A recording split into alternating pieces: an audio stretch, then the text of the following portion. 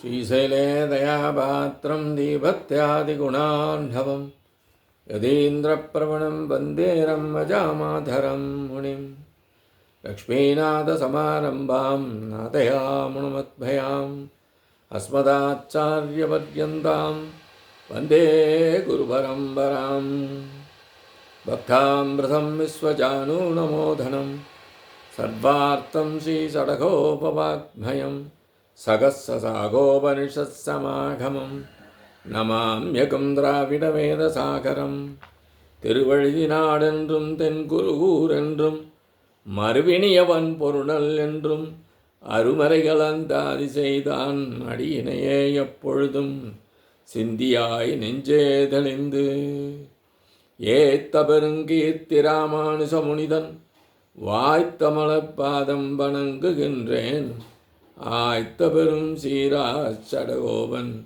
செந்தமிழ் வேதம் தரிக்கும் பெறாத உள்ளம் பெற. எம்பெருமான் திருவருளாலே ஆச்சாரியன் அனுக்கிரகத்தாலே கடந்த பல தினங்களாக நம்மாழ்வார் அருளிச் செய்த திருவாய்மொழியை நாம் அனுபவித்து வருகிறோம். இன்றைய தினம் நாம் காண இருப்பது 2ஆம் பத்து 8ஆம் பதிகம் 2ஆம் பாசுரம். நீந்தும் துயர்பிறவியுட்பட மற்றெவ்வவையும் நீந்தும் துயரில்லா வீடு முதலாம் பூந்தன் புனல் பொய்கை யானை இடர்கடிந்த பூந்தன் துழாயன் தனிநாயகன் புணர்ப்பே.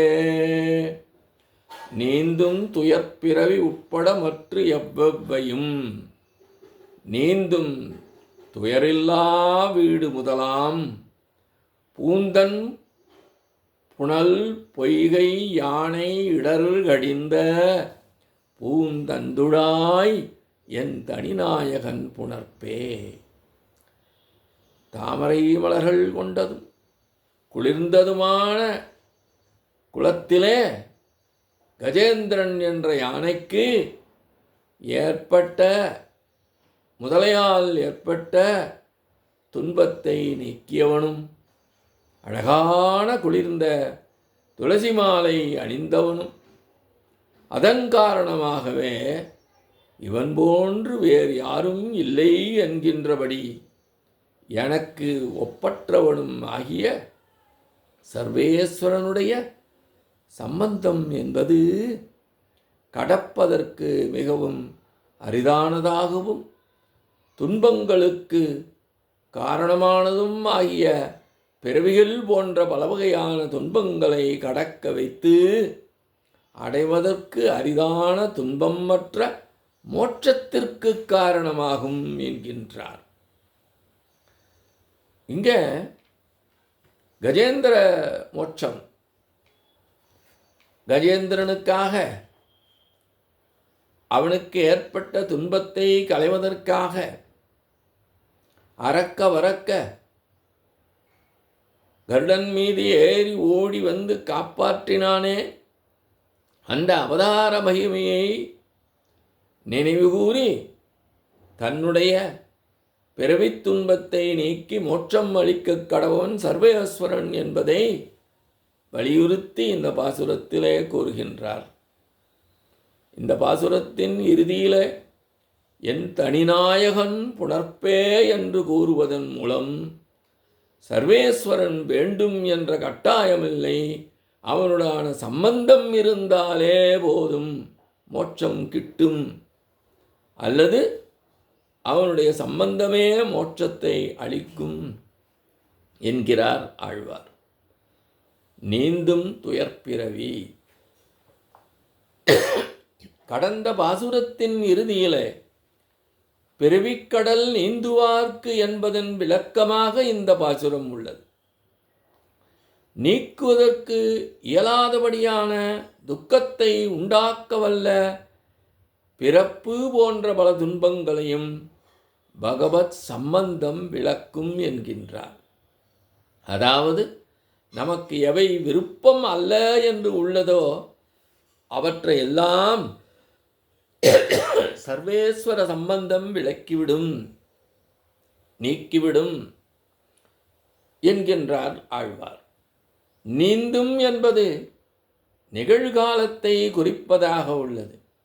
இதன் மூலம் கடற்பதற்கு அரிதாக உள்ள பிறப்பு தொடங்கி வயோதிகம் மற்றும் மரணம் உள்ளிட்ட மாறுபாடுகளை அடியோடு நீக்கிவிடும் எம்பெருமானுடைய சம்பந்தம் என்கின்றார் ஆழ்வார். துயரில்லா வீடு முதலாம் எந்தவிதமான துக்கத்தின் வாசனையும் இல்லாத மோட்சத்தை அளிக்கும் காரணம் ஆகும். இங்கே வாசனை என்றால் அடியோடு அழித்து மோட்சத்தை அளிக்கும் என்கின்றார் ஆழ்வார். வீடு என்று கூறுவது சம்சாரத்திலிருந்து விடுபடுதல் அல்லது பிறவி நீக்குதல் மட்டுமல்ல, சோமாக இருப்பது என்பதையே இலக்கணமாக கொண்டதான பகவத் அனுபவம் பெறுதலையும் ஆகும். முக்தி, மோட்சம், பேரானந்தம் என்ன ஒரே பொருள் தரக்கூடியவையே. இவ்விதம் துக்கத்தை நீக்கி உயர்ந்த ஆனந்தம் அளித்தலை எங்கே காணலாம் என்ற கேள்விக்கு விடை அருளிச் செய்கின்றார்.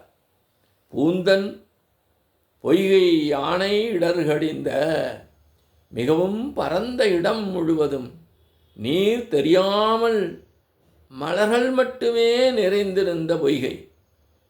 அந்த நீர் நிறைந்த குளத்திற்கு அந்த கஜேந்திரன் என்ற யானை சென்று மலர்களை பறித்து எம்பெருமானுக்கு சூட்டிட வேண்டும் என்று எண்ணிய போது அந்த நீர் நிலையிலே தங்கியிருந்த முதலையானது அந்த கஜேந்திரனுடைய காலை கவ்வியது.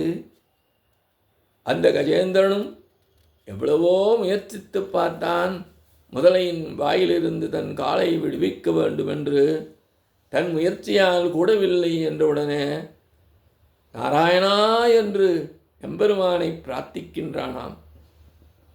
அவ்வாறு பிரார்த்தித்த போது எம்பெருமான் வந்தருளினானே. யானை எதற்காக அந்த மடுவிற்கு சென்றது? எதற்காக கதறியது? யானை இந்த பூவின் அழகு மாறாமல் இருப்பதற்கு முன்பாக அவனுடைய திருவடிகளிலே சுட வேண்டும் என்று எண்ணியது. ஆனால் அந்த எண்ணம் நிறைவேறாமல் அதற்கு துன்பம் ஏற்பட்ட போது நாராயணா என்று அழைத்தவுடனே வந்து அதன் துன்பத்தை நீக்கியவன் என்கின்றார். இந்த யானைக்கு உண்டான துன்பம் என்பது முதலையின் பிடியில் சிக்கியதால் வந்ததல்ல. மாறாக அது தன் மனதிலே இந்த சர்வேஸ்வரன் ஆபத்து காலங்களில் துணை நிற்பான் என்றிருந்தோம். ஆனால் ஆபத்து காலத்தில் உதவாமல் இவன் குணமற்றவனாக இருக்கின்றானே என்று இவனை பற்றி உலகில் உள்ளவர்கள் தாழ்வாக எண்ணினால் என்ன செய்வது என்ற வருத்தத்தினாலே கதறியதாம். அந்த மாதிரியான குணமே சிந்தனையே யானைக்கு துக்கமாகச் சேர்ந்தது என்று பெரியோர் கூறுவர். என் தனி நாயகன் யானையின் துன்பத்தை நீக்கியதோடு மட்டும் அல்லாமல் தனது துன்பங்களையும் போக்கியதாக ஆழ்வாருக்கு தோன்றியது. புணர்ப்பு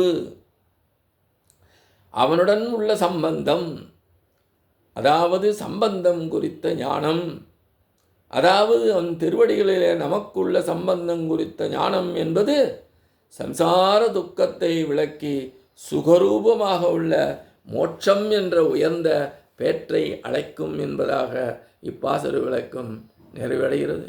எம்பெருமான் திருவடிகளே சரணம். நம்மாழ்வார் திருவடிகளே சரணம். எம்பார் திருவடிகளே சரணம்.